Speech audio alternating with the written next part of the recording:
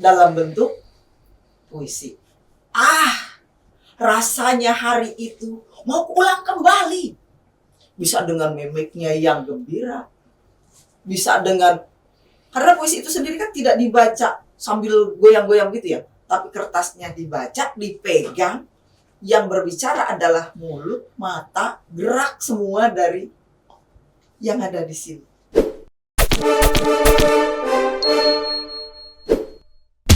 Assalamualaikum, halo guys. Perkenalkan, aku Zizi. Aku Belinda. Selamat datang di video terbaru AHAKES.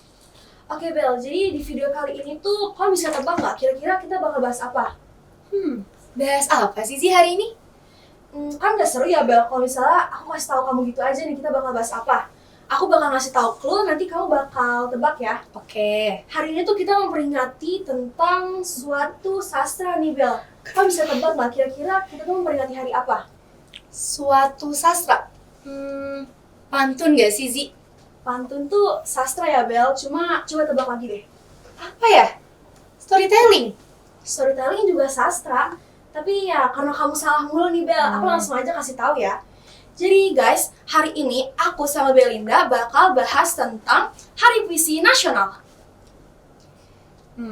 Yaudah nih, kalau misalnya kita bahas tentang puisi, kira-kira siapa yang akan kita wawancarain ya, Zi? Yang bakal kita wawancarain Bel, udah pasti gak lain gak bukan guru bahasa Indonesia Nusantara Hamidia nih Bel. Kamu bisa tebak gak kira-kira siapa?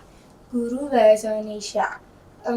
Bu Yanti bukan sih, Zi? Bener banget Bel, Bu Yanti. Dan kebetulan beliau sekarang sudah berada di depan kita nih Bel. Assalamualaikum Bu Yanti. Waalaikumsalam. Bu Yanti, apa kabarnya hari ini? Alhamdulillah. Baik. Alhamdulillah. Jadi Bu Yanti, hari ini kan kita memperingati Hari Puisi Nasional nih. Ya. Mungkin Bu Yanti sudah tahu sendiri kan, karena Bu Yanti guru bahasa Indonesia pastinya. Ya. Nah, jadi aku sama Belinda nih punya beberapa pertanyaan nih yang bakal kita ajuin tentang puisi. Nanti kalau misalnya Bu Yanti jawab, kita bakal nambah wawasan ya Bel. Jadi kita benar-benar berharap semoga Bu Yanti bisa menjawab semua pertanyaan kita.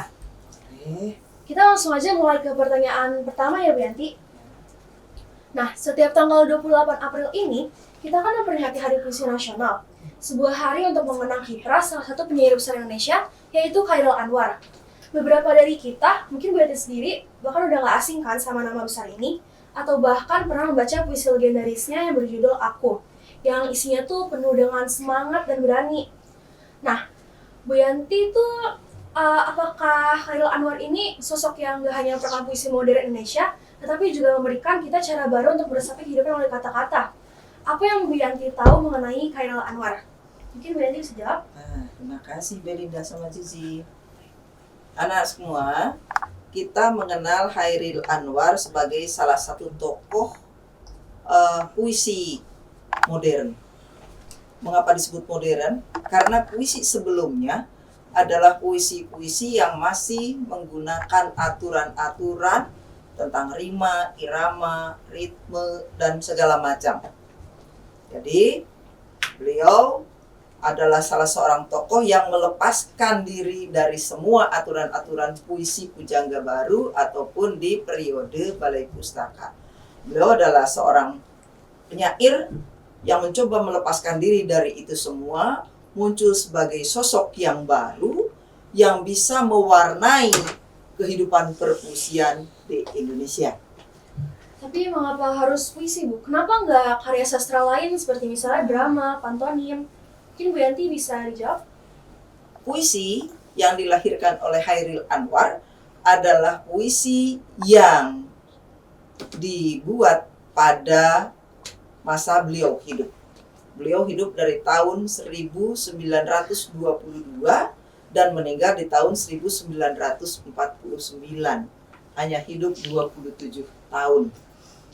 Bisa dibayangkan, beliau masih muda. Beliau hidup dalam suasana kondisi perang kemerdekaan.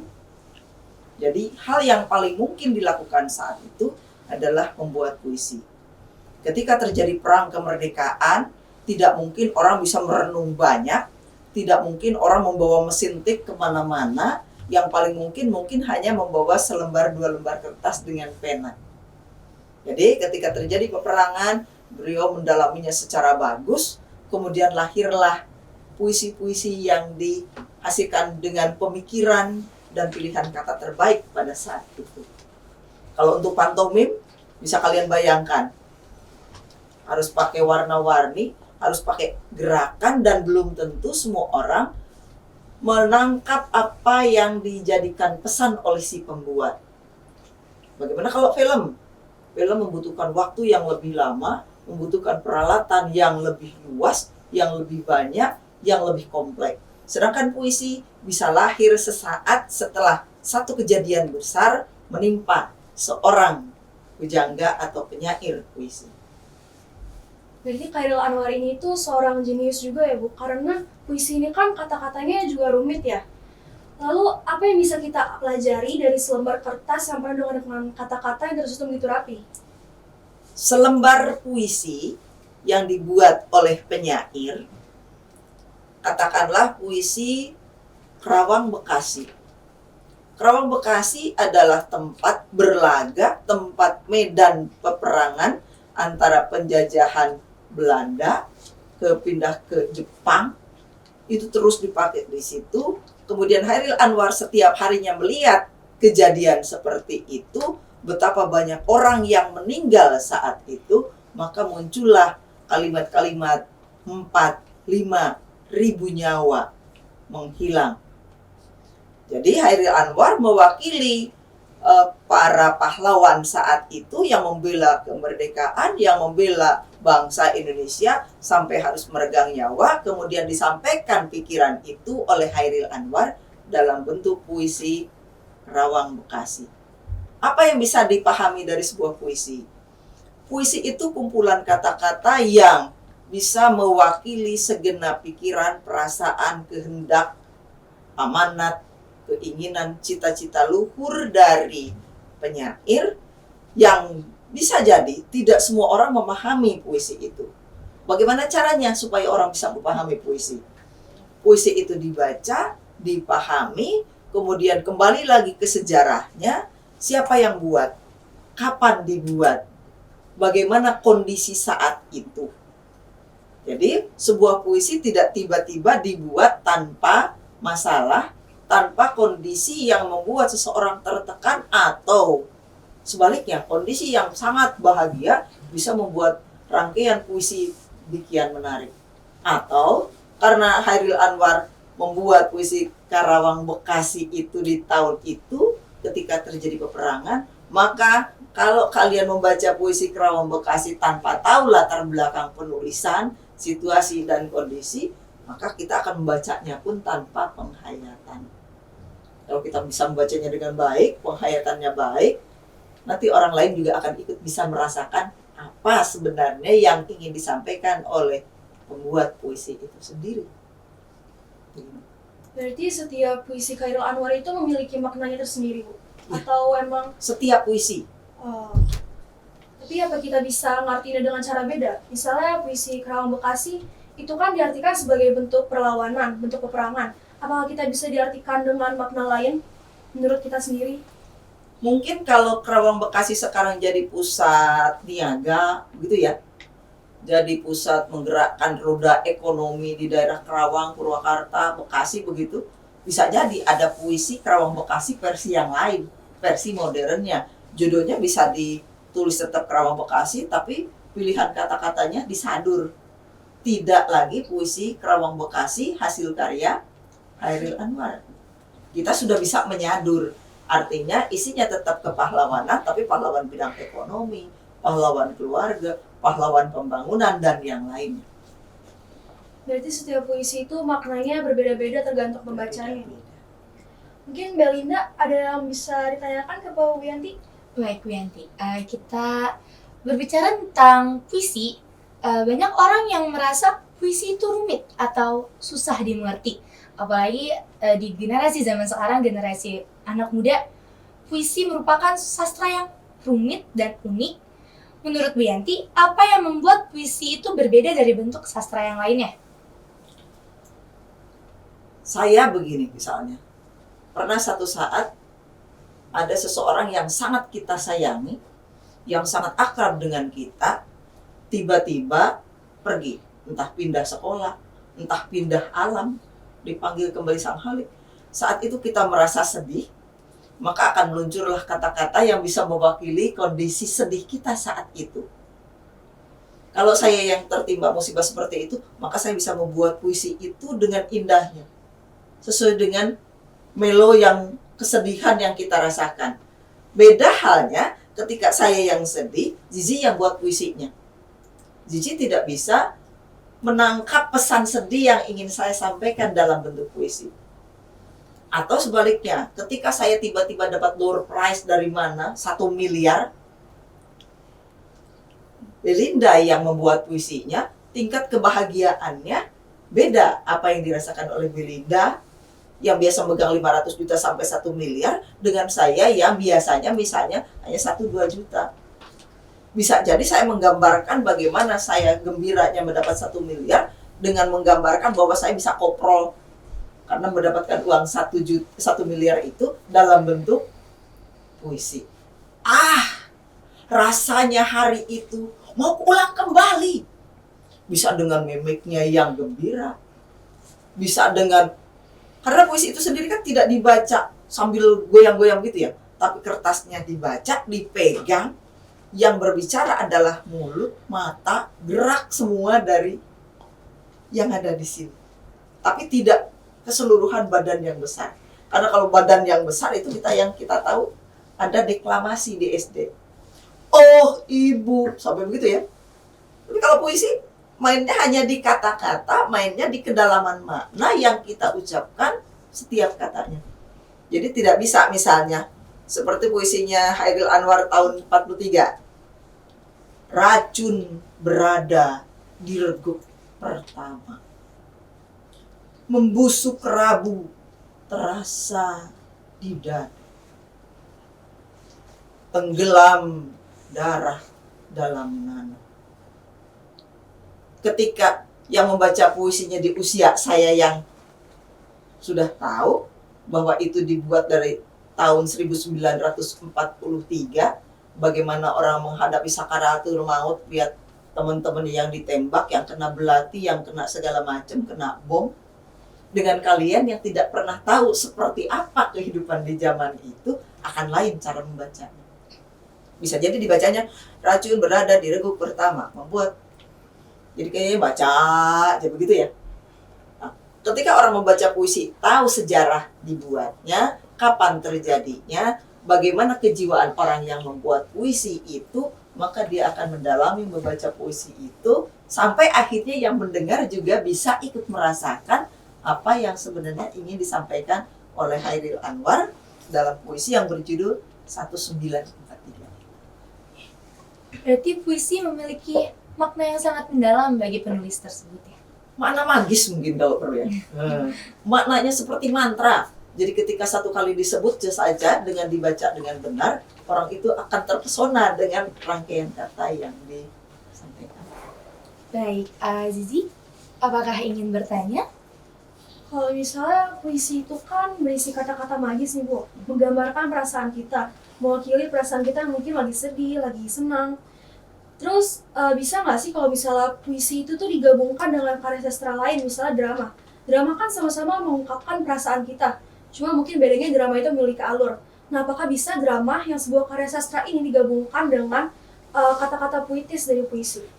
Untuk drama dengan puisi, kita ada kolaborasi drama dan puisi. Apa namanya? Dramatisasi puisi. Jadi bentuknya drama, tapi temanya, kontennya persis seperti yang disampaikan dalam puisi, tapi didramakan. Bisa jadi puisinya 1 lembar, tapi ketika sudah jadi drama, jadi 1 naskah drama yang tebalnya bisa dimasukkan dalam naskah drama jadi 1/2 jam untuk membuat drama itu sendiri. Jadi nanti ada beberapa orang yang bagian meninggalnya misalnya begitu ya, ketika dramanya Kerawang Bekasi. Tapi ketika dalam puisi kan tidak usah ada orang yang harus membantu, ada yang tiduran deh supaya saya lebih menghayati puisi, kan tidak. Itu ada dramatisasi puisi. Bisa dijadikan lagu? Bisa. Bisa pakai musik? Bisa. Bisa dijadikan film? Bisa. Muncullah film 10 November.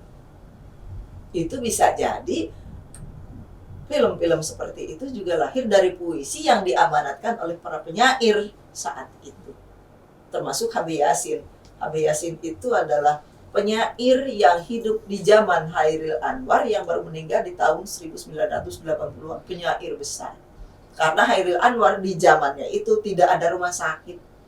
Ketika beliau sakit, lama sakitnya, karena puisi penyair saat itu lahir di zaman Jepang, di zaman Belanda, sambil ngumpul sesama para pujangga, ditulis, bisa jadi mereka melek sepanjang malam hanya untuk melahirkan sebuah puisi.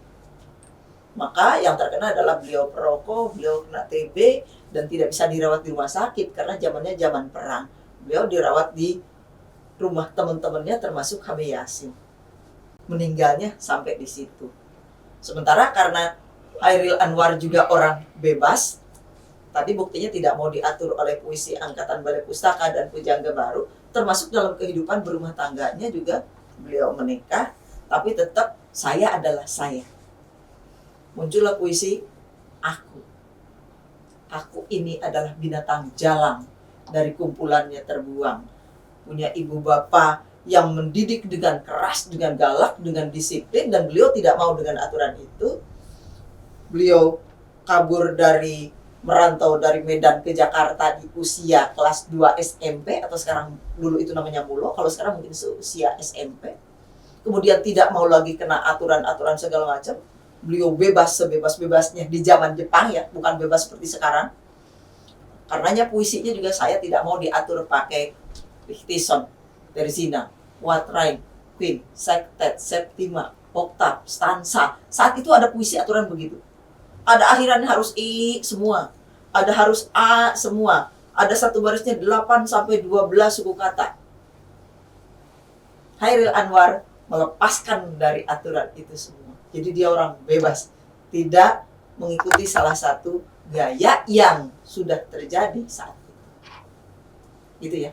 Jadi betapa untuk satu puisi itu mereka berhari-hari memilih kata-kata yang kemudian kita kenal itu sudah berpuluh tahun dan puisi itu masih tetap hidup. Itu yang kita sebut dengan puisi yang bernilai sastra. Karena tetap akan mewakili setiap zamannya. Meskipun dimulainya dibuat pada tahun 40-an.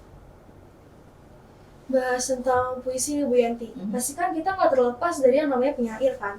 Kita udah bahas tadi penyair yang namanya Chairil Anwar. Mungkin Bu Yanti sendiri punya penyair favoritnya sendiri, mungkin bisa diceritakan sama aku dan Melinda. Kalau puisi penyair, sebenarnya dulu ada 7 penyair. Penyair di Indonesia itu ada penyair yang 7 orang yang terkenal. Ketika saya mahasiswa itu didatangkan semua 7 penyairnya ke kampus.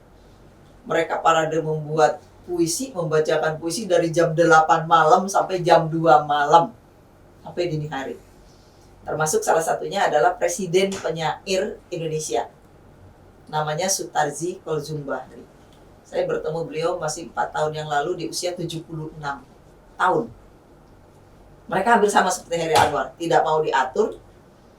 Rambutnya panjang, gondrong, diikat pakai karet gelang yang biasa kalian pakai buat bungkus beli gado-gado, beli lontong gitu. Pakai jaket blue jean. Jadi kalau kita ketemu di papasan di jalan itu, kita belum tentu mengenal bahwa itu adalah presiden penyair. Sementara kami-kami yang kebetulan jurusan Bahasa dan Sastra Indonesia justru mencari orang yang dimaksud itu. Sehingga pernah bertemu di satu saat. Kemudian kertas, lembar-lembar kertas hasil tulisan beliau tidak ditulis ke dalam laptop, tidak ditulis dalam bentuk komputer oleh beliau, tapi oleh orang lain. Beliau membawa naskah aslinya seperti kumpulan-kumpulan kertas begitu, lalu diklip dimanapun beliau duduk, melihat sesuatu yang bisa disampaikan dalam puisi, dia sampaikan dalam bentuk puisi. Beliau bisa jadi naik ke Hotel Indonesia lantai sekian, lihat kejadian seperti misalnya yang terjadi tahun 2012, tahun 1998 ketika terjadi penggulingan Orde Baru. Langsung beliau tuliskan begitu. Kenapa? Karena momen itu tidak akan diulang kembali. Jadi saya sampai saat ini masih mengidolakan itu. Yang sekarang Ada puisi-puisi namanya Versa Besari. Itu beliau juga seorang penulis syair. Kemudian ada Aan Mansur. Aan Mansur itu kalian bisa tahu puisinya di film Ada Apa Dengan Cinta. Kalau kalian pernah nonton itu, Ya. nah itu banyak puisi-puisi yang dibuat oleh Aan Mansur.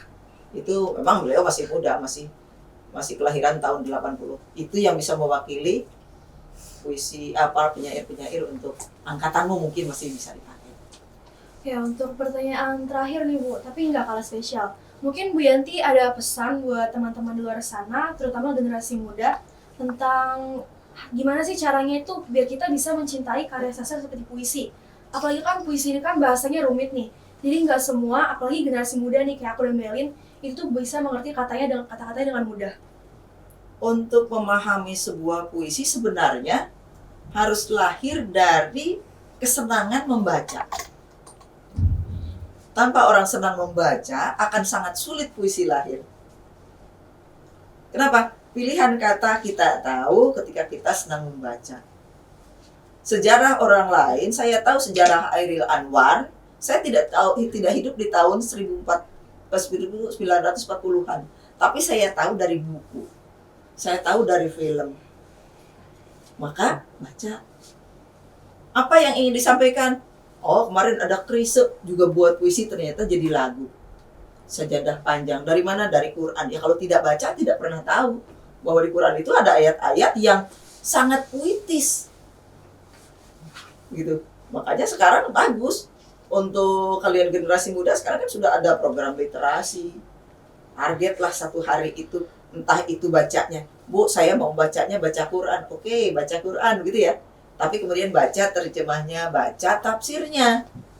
Oh, ternyata ini bagus ya. Oh, saya Bu sukanya baca sejarah-sejarah perjuangan. Ada profil-profil dari Nabi Muhammad sampai sekarang, ada B.J. Habibie, baca. Nanti akan muncul kecintaan kita kepada Nabi, akan muncul kecintaan kita kepada presiden-presiden terdahulu ketika sudah selesai membaca. Kalau tanpa membaca, kosakatanya, pilihan katanya akan dirasa sangat sulit. Gitu ya. Jadi balik lagi, Iqra. Bacalah. Sama di Quran juga kan? Gitu. Jadi mari kita mulai biasakan dengan literasi, dengan membaca, yang bukan hanya baca buku. Nonton film sama dengan baca. Literasi juga, literasi. Ada literasi sains, ada literasi matematika. Matematika itu bukan hanya yang diajarkan oleh guru matematika. Bagaimana saya meloncat dari batu ini ke batu yang lain di kali kalau tidak bersiap-siap untuk, oh kalau 1,5 meter saya lompatannya harus sekian. Itu di fisika diajarkan. Ada sudut datang, sudutnya. Itu membaca. Biologi, taunya kalau di sini gatal ya jangan di sini yang dipermasalahkan. Kalau di sini luka ya jangan di sini yang diusilin. Bagian lain dong yang berhubungan dengan darah ke sana. Itu juga taunya dari membaca. Berarti intinya itu kalau untuk mencintai puisi kita harus mulai dari membaca ya Bu. Baca. Jadi tadi kan pertanyaan terakhir dari aku nih. Mungkin Belinda punya pertanyaan lagi? Menurut aku sudah dapat banyak wawasan luas dari Bu Yanti. Terima kasih banyak Bu Yanti. Terima kasih Bu Yanti. Terima kasih banyak. Dari Bu Yanti tadi aku menjadi lebih tahu tentang profil Chairil Anwar beserta penyair yang lain juga. Aku menjadi tahu tentang kondisi di saat Chairil Anwar menulis syair-syair puisi tersebut. Aku juga jadi tambah wawasan sih Bel. Aku aja baru tahu kalau misalnya ada penyair yang namanya Sutarji Kawazam Bahri. Kamu juga baru tahu kan Bel? Aku juga baru tahu nih. Iya, aku baru dapat banyak Presiden banget penyair Indonesia. Jabatannya bukan Pak Prabowo saja yang punya presiden ya, penyair juga Pak. Mungkin sekian kali Bu wawancara kita pada hari ini. Mungkin lain kesempatan kita bisa ketemu lagi ya Bel. Iya Bu. Kepada Bu Yanti terima kasih banyak Ibu Sama-sama. untuk waktunya. Sama-sama. Terima kasih. Untuk teman-teman semua, mungkin sekian podcast dari kami. Tungguin lagi ya podcast dari aku dan Belinda. Dadah semuanya. Membaca. Kalau tanpa membaca, kosakatanya, pilihan katanya akan dirasa sangat sulit. Gitu ya. Jadi balik lagi, Iqra. Pernah di Quran juga kan?